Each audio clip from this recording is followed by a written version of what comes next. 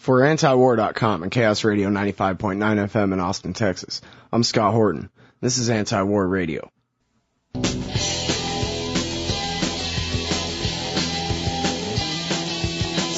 I think of old friends, but they all seem the same. Then I see them and they can't remember my name. I guess I'm just like them, I guess I'm just a bore. I can hate them, but I've never done that before. I got lots of good friends, I don't want any more.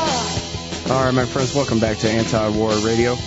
I'm your host, Scott Horton. This is Chaos Radio 95.9 FM in Austin, Texas, and I'm going to go ahead and bring on our first guest today, Anthony Gregory. Welcome to the show, Anthony.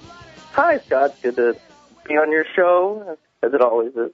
Yeah, good to have you here. And for those who don't know Anthony Gregory, he works for the Independent Institute as a research analyst.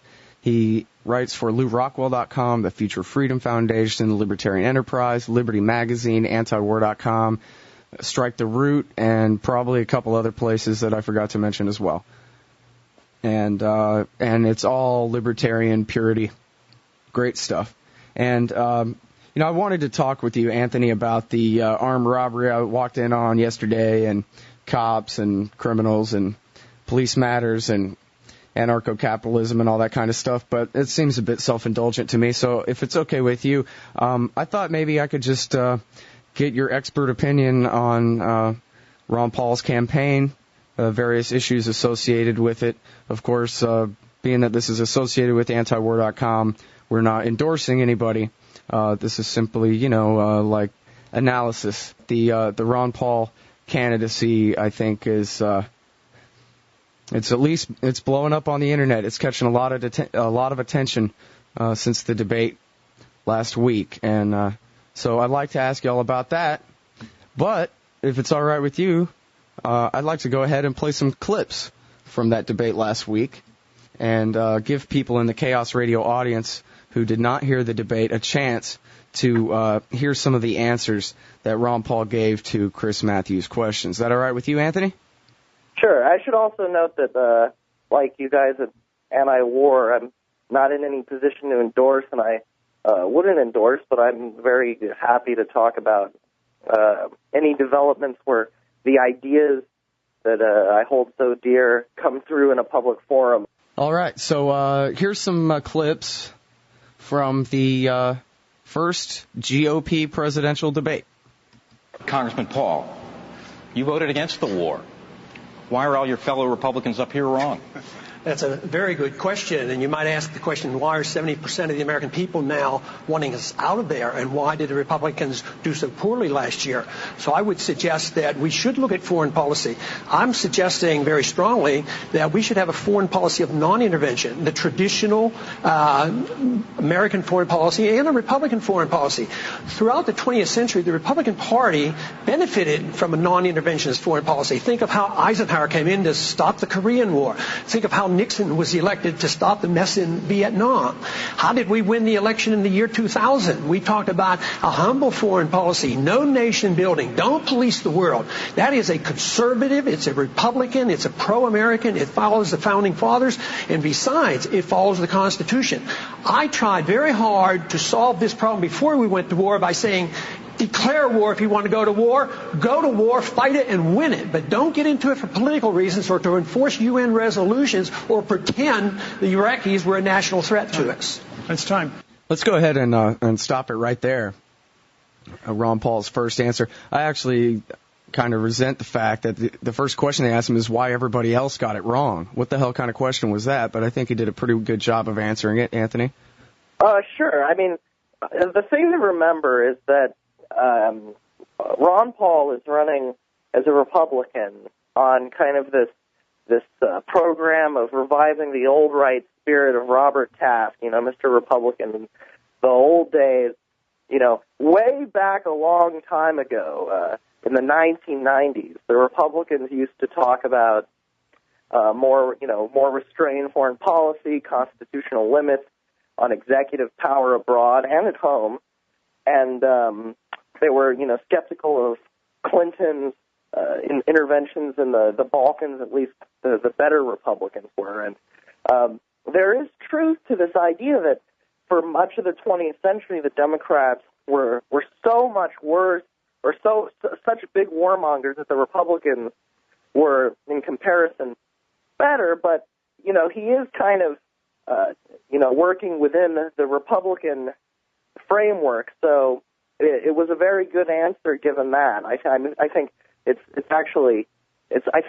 overstates it to say the Republicans were ever the party of peace. They weren't. But it would definitely be, it would probably be even more problematic to say the Democrats were the party of peace. And so it is interesting to see that there are still people, there's still some interest within the Republicans for restraint. And, of course, Ron Paul represents the more libertarian tradition within the conservative movement better than anyone else did, and certainly the non-interventionist tradition. What about the idea that Ron Paul is bestowing legitimacy on a Republican Party that has none with his presence? Well, I think that there's some validity to that critique. You know me, I've been pretty hard on the Republicans ever since you've known me. I mean, the Republicans are horrible, and I think that, within these 1-minute answers, he can't really go into all the nuance. And I'm sure, if you look at Ron Paul's writing, he would go more into the nuance, and he understands very well how this is really a bipartisan interventionist policy and has been for a while. But on the other hand, there are I don't think he's actually. As afraid of it and as wary of it as I was before, I don't think that his answer was really actually did much damage. I don't think it convinced many people, oh yeah, Republicans are anti-war, as much as it convinced conservatives and people who are already Republicans to kind of rethink things. And also, it might have convinced some leftists, not that Republicans are our salvation, I don't think they'll ever think that, but that there's something more to what's going on than left and right. It's not that the left believes this and the right believes that. There's actually, because if you remember in the Democratic debate, though I disagree with more of his policies, especially domestically, Gravel was pretty good too in a lot of his answers as far as the warfare state goes. So I think that ultimately, though it might confuse some people on the road, this campaign is having the good effect of making people rethink the political spectrum. Right. And it's not just that the Republicans want to cut taxes and wage war as if there's something compatible about small government and running the world. And it's not as though the Democrats want to raise taxes but leave everyone else in the world alone, because they surely don't want to do that. So I think in the long term, it's not as problematic as I might have thought previously in terms of giving too much credence to the Republican Party. I think it would take a couple hundred Ron Pauls at this point for the Republicans to salvage themselves. You watch the debate, and there's 8 or 9 other guys on stage, all basically saying that we need to stay the course, except we need to do it right. I mean, all of them were trying to distance themselves from the president while still supporting the troops, which really means, of course, supporting the war. So I'm not really afraid of Ron Paul doing this too much with people respecting the Republicans more than they deserve. Mm-hmm. And now on that realignment that you and I always talk about, where, through the confusion, as you say, comes a little bit of clarity.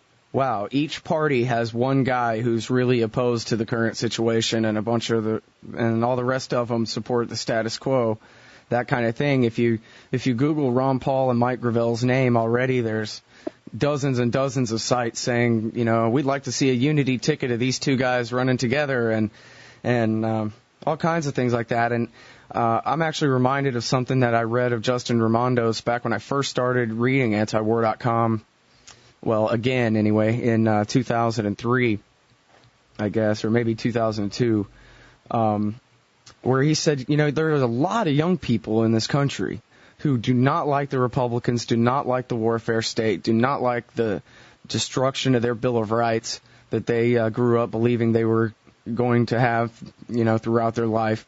But they're not Marxists. They don't wear sandals. They don't all want to be, left-wing, commie, anarcho, leftist, Che Guevara shirt-wearing folks. They're not. And, these young people, and I guess I could have predicted it, but never to this extent. These young people are really into Ron Paul. I mean, he just absolutely, but from what I can tell by researching the internet in the past few days, in the few minutes that he got at that Republican debate, he just floored them. Well, it's about young people. It does seem what it seemed to me in my years in college. 9/11 happened while I was in college, so I got to see a lot at Berkeley. So I got to see a lot of kind of a decent cross section of politically thinking young people, and I noticed that there's this. Yeah, young people aren't as socialist in a lot of ways as the generation before. They don't believe in the central state. They don't believe Social Security is going to be their salvation.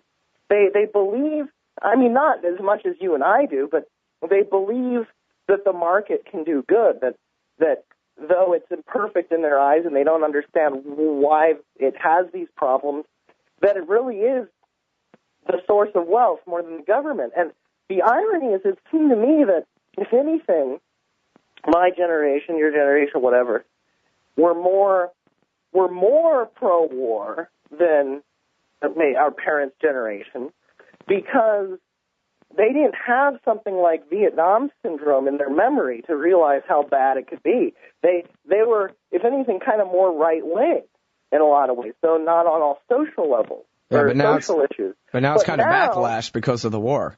Right. Now they have a distrust of the U.S. Military and empire, and I got to say, a lot of the establishment realists, they don't like the Iraq war because it's discredited the U.S. empire, which I think is probably the only good thing we could say about the war. Because as horrifying and terrible as this war has been, the death count, foreigners included, of course, has not been quite as high as past foreign wars. And what I mean to say this, and trying to find a silver lining, is as terrible as the war is, it seems that Americans have turned on this war. It took less, or it just, maybe it's because information is so much more freely flowing now. We have the internet. 50, 60, 70 years ago, I think, people say that the World War II was shorter than this war, and sure, but on the other hand, these were much bigger wars the U.S. used to be in, and now Americans are weary of the war after, several thousand American deaths or tens of thousands of casualties and a few 100,000 deaths, depending on how you measure it, abroad. And so it does seem like there's a more consistently skeptical of government mentality among younger people, and I could see why Ron Paul would appeal to them more than he certainly comes off as less of an obvious liar and crook. I mean, I actually don't agree with him on every single issue, but it's clear that he has principles and he believes in them, which is, more than you could say about 99% of these guys. Right, and that's what I'm reading even on these left-wing blogs. They're saying, hey, man, this guy, Ron Paul, you might disagree with him about economic issues or this or that, but there's no mistaking that he is 100% genuine in his beliefs, that his beliefs are in favor of liberty, not opposed to it, and that, he's better than Hillary Clinton or Barack Obama. They both say all options are on the table for Iran. You'll never hear Ron Paul talking like that. Yeah, Ron Paul doesn't. He's never said anything that I'm aware of, and I would, if I were a betting man, I'd bet on it too. That approaches this belligerence that you get from any of the Democrats, except Gravel and Kucinich and a couple people in Congress. Most of these people say, yeah, sure, if it comes down to it, we'll nuke Iran. That's basically what they're saying, and it's terrible. The Democrats and Republicans have slightly different rhetoric, but more than ever, it's clear they don't. They all believe in the status quo and the U.S.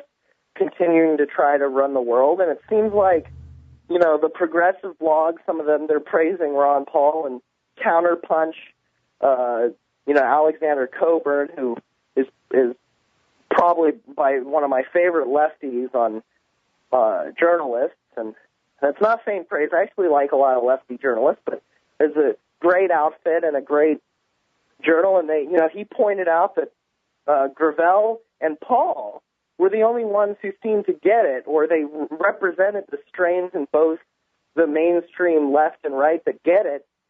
Whereas, you look at the mainstream media, like the Washington Post had this editorial where they said there are too many candidates, and the two they singled out were Gravel and Paul, the two that actually were saying things outside of this limited scope of acceptable opinion. But people need to hear this, and that's what excited me most about the debate. This was a major party debate, and people were actually exposed to the idea, for once, that maybe the U.S. shouldn't run the whole world.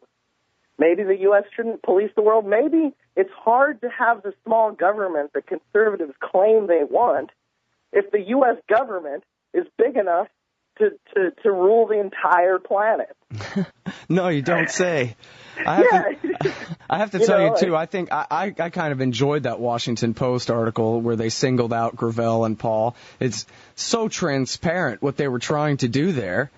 And saying, there's too many candidates. Let's single out the two that the average Joe can, actually is rallying around and narrow it down as though, Duncan Hunter or Tom Tancredo stand better in the polls and have more grassroots support than Ron Paul. Give me a break.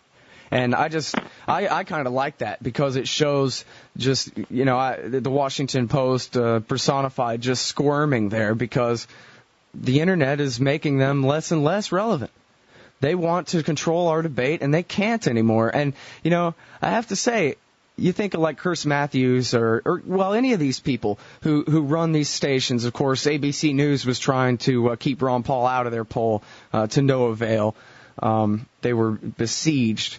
But I think that what their mindset is, assuming they're just, not outright deliberately, knowing in their own heart that what they're doing is wrong, assuming that they're trying to justify this thing to themselves. What they're saying is, hey, look, we know that you need $100 million to win for president, and Ron Paul's never going to be able to raise that because Ron Paul doesn't promise billions and billions and billions of dollars worth of favors in return. So nobody will give him that kind of money to run for president, so he doesn't stand a chance. So why would we even pay any attention to him at all? But here's the thing, I know Hans Hermann Hoppe would be mad at me, but at the end of the day, what really counts is not dollars. At the end of the day, what counts is votes.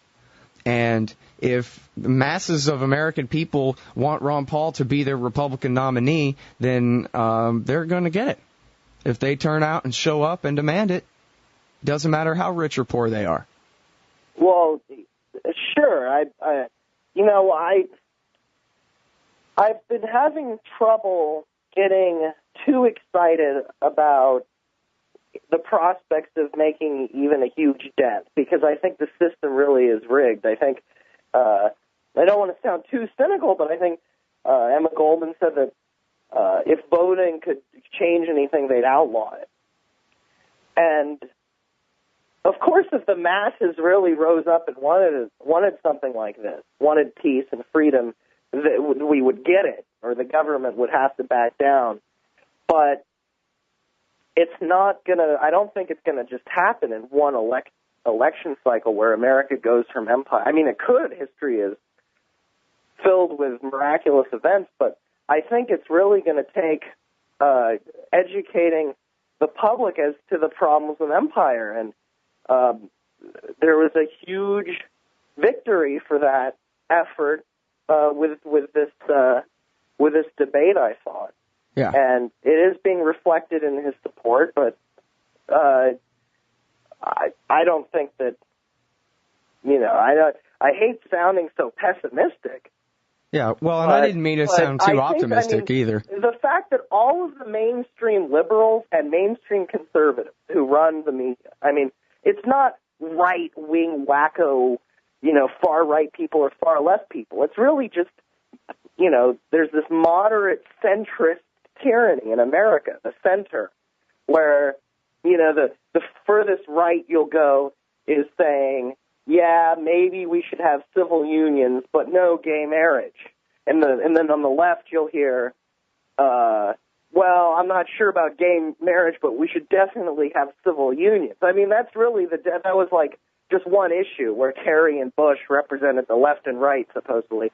And just issue after issue, there's really not that much difference. Yeah, it's just like the Futurama, where it's the presidential election of the year 3000, and it's John Robertson versus Robert Johnson, and he says, your 3% tax cut was irresponsible, and he goes, my 3% tax cut was not irresponsible.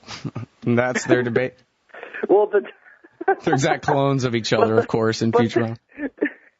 Well, the thing is with Chris Matthews and all these guys is they really are kind of in the center, though they pretend that they're you look at Hannity and Colmes. I know this is on the Fox News channel, which is kind of on the right, but they're not really that different either. Or any of these the liberals, and the conservatives, they do disagree, but when they argue, when all of these official, the supposed leftist media decries the war, they're really they all like swallow the war intelligence and the lies, and they all help drag this country into war, and they basically all maintain the status quo and we should stay the course. It's just they're attacking Bush's management of it because, the Democrats love waging war too, and if they take look at Hillary Clinton just, brought up this measure to revoke or to nullify the authorization to go to war with Iraq, but it's not as though she'll actually, recant her decision to vote for war, and it's not as though she's actually calling to pull the troops out. So it's really just finger pointing without any constructive ideas of moving on or changing policy. And so, Matthews, if you watch the debate, when they asked Ron Paul questions, it sounded like they were mocking him in the background. You'd hear, sure. You'd hear them make these statements like, "Oh God, there he goes," and they just don't like anything outside of the officially accepted opinion.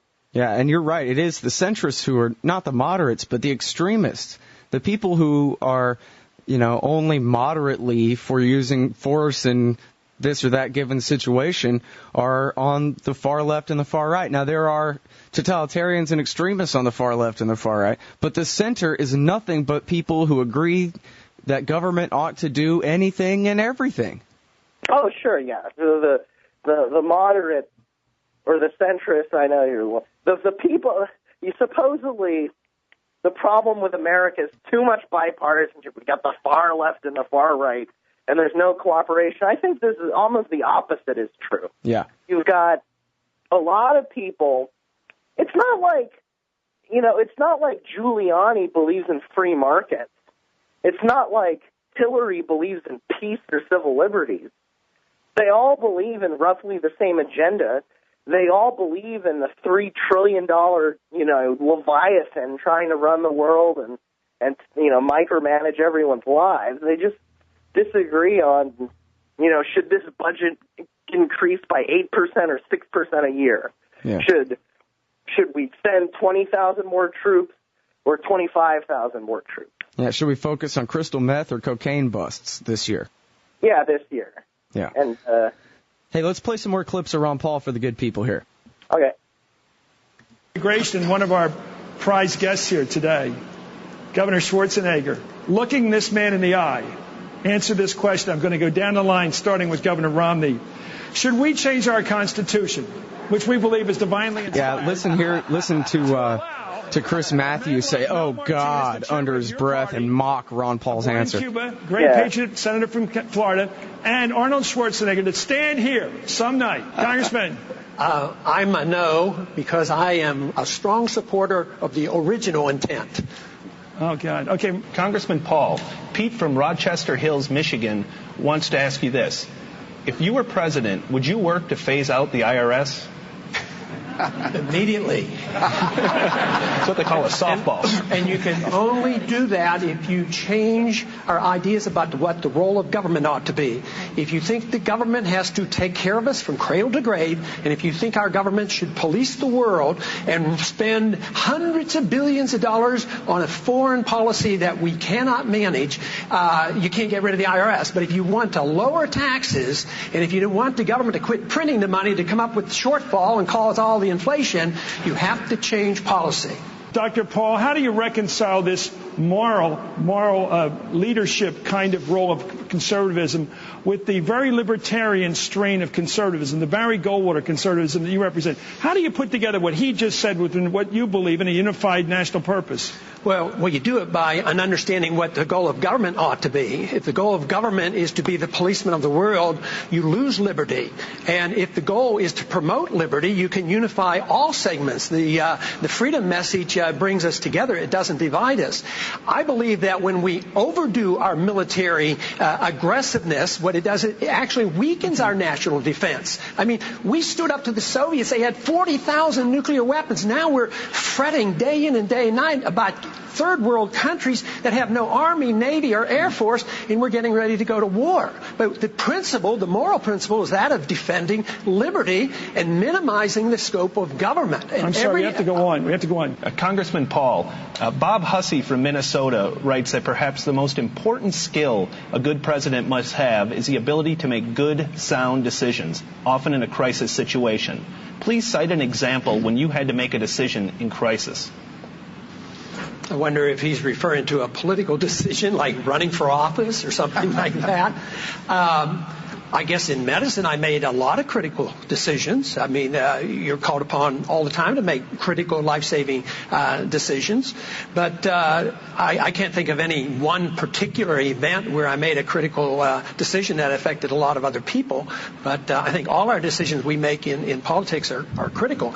My major decision, political decision, which was a constitutional decision, was to urge Dr. Paul, for 5 years that this country not go to war in Iraq. We have to go down the line again. It's always fun to ask these questions down the line. We have Mrs. Reagan here. The camera will not focus on her, but I will tell you it will now focus on you. Mrs. Reagan wants to expand federal funding of embryonic stem cell research. Will that progress under your administration? Dr. Paul, yes or no on federal funding? Programs like this are not authorized under the Constitution. The trouble with this, issues like this is, in Washington, we either prohibit it or subsidize it. Right. And the market should deal with it and the states should deal with it. Okay. That's a no. Okay, let's start with an enjoyable down the line, okay? I want each candidate to mention a tax he'd like to cut in addition to the Bush tax cuts, keeping them in effect. Well, in my first week, I already got rid of the income tax. So my second week, I would get rid of the inflation tax. It's a tax that nobody talks about. We live way beyond our means with a foreign policy we can't afford and an entitlement system that we have encouraged. We print money for it, the value of the money goes down, and poor people pay higher prices. That is a tax. It's a transfer of wealth from the poor and the middle class to Wall Street. Wall Street's doing quite well, but the inflation tax is eating away at the middle class of this country. We need to get rid of the inflation tax with sound money. Congressman Paul, Carrie from Connecticut asks, do you trust the mainstream media? Some of them, but I trust the internet a lot more. And I trust the freedom of expression, and that's why we should never interfere with the Internet. That's why I have never voted to regulate the Internet, even when there's the temptation to put bad things on the Internet. Regulation of bad and good on the Internet should be done differently. But no, there's every reason to believe that we have enough freedom in this country to have freedom of expression, and that's what is important. And whether or not we trust the mainstream or not, I think you pick and choose. There are some friends and some aren't so friendly. Thank you, Doctor. It's time. Would it be good for America to have Bill Clinton back living in the White House? I am known for sticking to principle and not flip-flopping. I voted to impeach him, so hardly do I want him back in the White House. How will you be different in any way from President George W. Bush?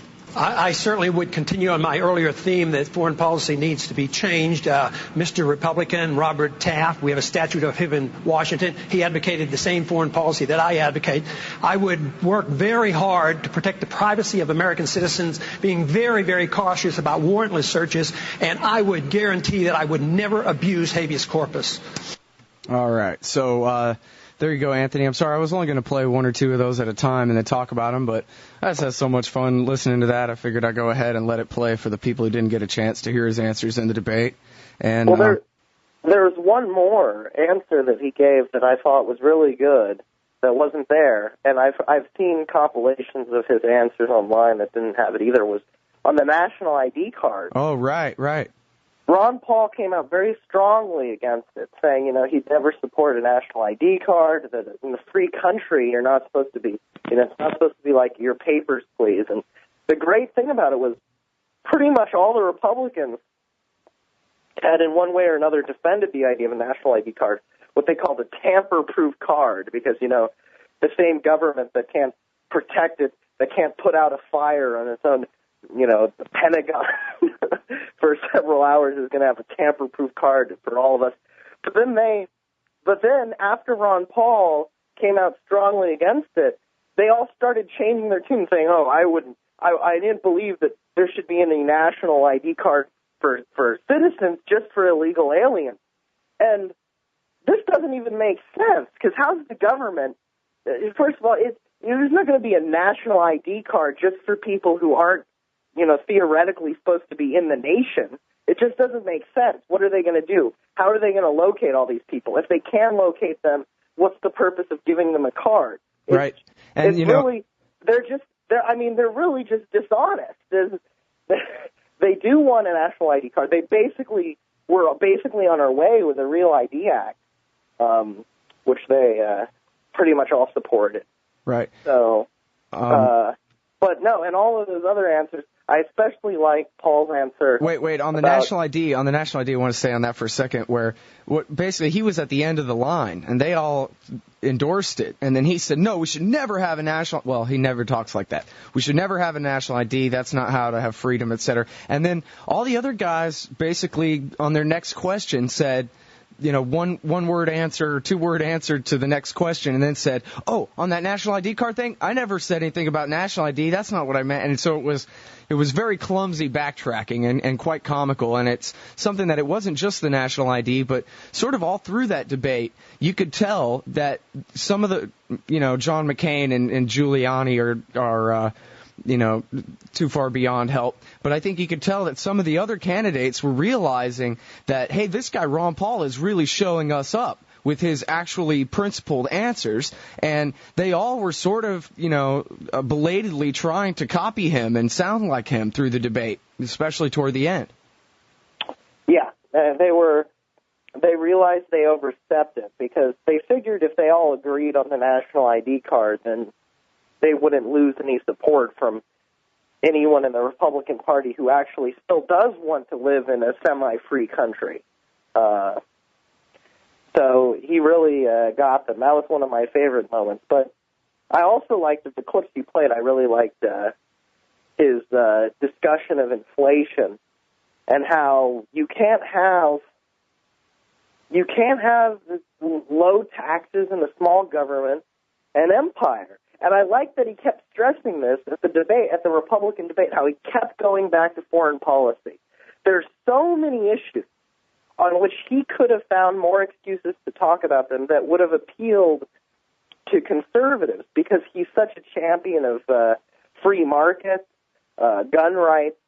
He's just much better in terms of all of the liberties that conservatives are supposed to believe in than pretty much anyone that he was debating. But he kept going back to the war and to foreign policy because really, if we don't fundamentally see some changes in the U.S. policy abroad, then the hope for freedom at home is doomed. And the conservatives used to know this and be honest about it back when the conservative movement started in the beginning of the Cold War, and then they started all becoming cheerleaders for the Cold War that, of course, the Democrats and Truman started.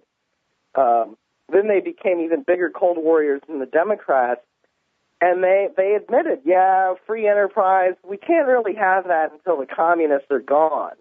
Well, the Soviet Union folded, and we still didn't have free enterprise. And you know, Chris Matthews, basically, I forget whose question it was before him, but someone basically was saying, yeah, we need to be like Ronald Reagan, which is we'll have, you know, never mind that Reagan invented the drug war and, you know, left us $4 trillion in debt and all these other things, but we'll have all this wonderful freedom at home while we wage perpetual war overseas. And Chris Matthews says, okay, Ron Paul, how are you going to accomplish what he just said?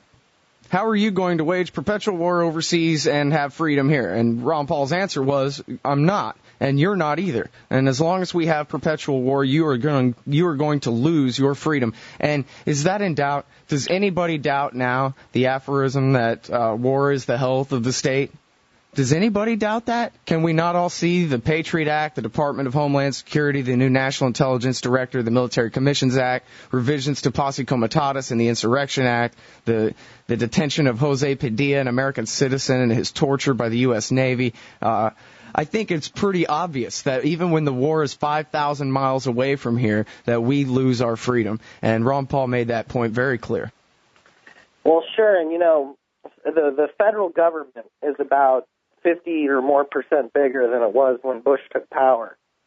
And, you know, a lot of it is, you know, some of it's just because Republicans, like Democrats, like to expand the government, you know, regardless. It seems to have been the trend for, 50 years. But the war, after 9/11, the huge explosion of warfare state power is really the big explanation, and it explains even why a lot of this domestic stuff that supposedly has nothing to do with war. You know, when they pass big agricultural bills now, they say it's for national security.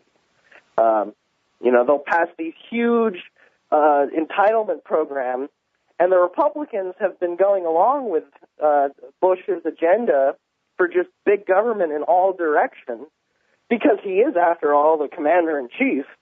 We are at war. We have to support whatever the president wants. And the fog of war is accompanied by huge expansion of government power and size, and it's very hard to find counterexamples in our own country's history. Yep. And it's totally incompatible. When these Republicans are saying they want to keep up this war or even wage it more rigorously than Bush had, and then they also say they want Americans to have more of their own money, they either don't understand the most basic, elements of economics, which they should, supposedly, because conservatives supposedly understand economics, or they're lying. And really, you have to take your pick. Do you think that these guys are all idiots, or are they all lying? Yeah, and which is worse? Well, we don't even know. It depends on the circumstance. Sometimes I think maybe Bush does believe some of this crazy stuff he says, whereas Clinton, I don't think he believed any of it. Yeah. But Clinton might have been less bad because he didn't believe in it. So we don't know, take your pick. Do you want to pick the Congress? You want to pick the candidate that seems like he's a liar, or the one who seems like he's just an idiot? All right. Now, in the last minute or so here, because we're almost at the at the time while here, Anthony. I want to get back to the actual, not so much the substance of the message, but the message itself. And, as we were talking about before, the kind of wildfire that's been set online, at least, if not on television, about these rogue candidates, Ron Paul and Mike Gravel as well. Do you think that the groundswell from the net roots, as they call them, will be enough to propel these guys along, at least, into the primary season? And do you think that the educational opportunity provided to the American people by these guys will leave a lasting imprint on the population of this country? That's obviously a tall order for a presidential campaign. Well, I think it just depends. I still don't know how many of these people out there who've been talking about peace, especially on the left, and how many of these people on the right who've been talking about freedom and small government, we still don't know how many of them really mean it. The question is, do these right-wingers really want freedom more, or do they want the war more? And do these left-wingers really want peace more, or do they want this huge government that promises to do everything for them? And depending on whether people want the government to be their savior or whether they understand the government's the greatest threat to our lives, our liberty, and our peace, we'll see where the support ultimately falls. And in the short term, I'm not all that optimistic. I think a lot of these people who've been criticizing the war are going to end up pulling the lever for a Democrat who promises just ever more war. A lot of the people who've been saying Bush has been overspending are going to end up pulling the lever for someone who, is even a bigger spender than Bush. So in the short term, I'm not that optimistic, but I think that maybe we will see this have an impact in the future, but we won't be able to tell. I don't want to make a prediction beyond that. All right, well, we're all out of time. Thanks very much for yours. Anthony Gregory, everybody, from the Independent Institute, LouRockwell.com, the Future Freedom Foundation, and a bunch of other places as well. Thank you, Scott. Take care, bro. All right, folks, this is Anti-War Radio on Radio Chaos 95.9 FM in Austin, Texas.